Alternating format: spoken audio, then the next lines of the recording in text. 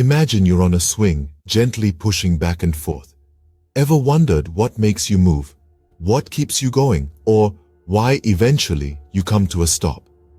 These questions may seem simple, but they're at the heart of understanding the laws of motion.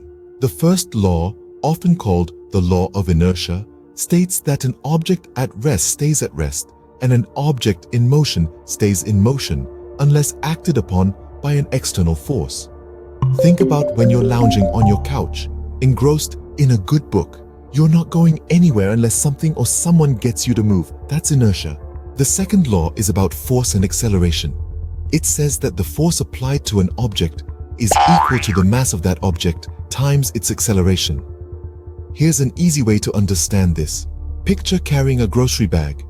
If it's light, you can swing it around easily. But if it's packed full, it takes a lot more effort to move it. That's because the heavier bag has more mass, so it requires more force to accelerate. Finally, the third law, often summarized as for every action, there is an equal and opposite reaction. This might sound complex, but it's actually quite straightforward. Imagine you're jumping off a diving board. The force you exert on the board propels you into the air, and the board also exerts an equal force back onto you.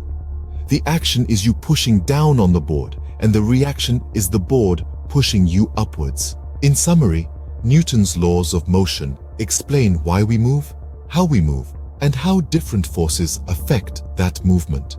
The first law, the law of inertia, tells us that we'll keep doing what we're doing unless something makes us do otherwise. The second law explains that it takes more force to speed up something heavier. And the third law reminds us that every action creates an equal and opposite reaction. So the next time you're on that swing, pushing back and forth, remember it's not just child's play.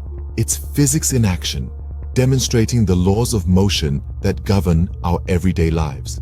Newton's laws of motion, they're not just scientific principles, they're part of every move we make.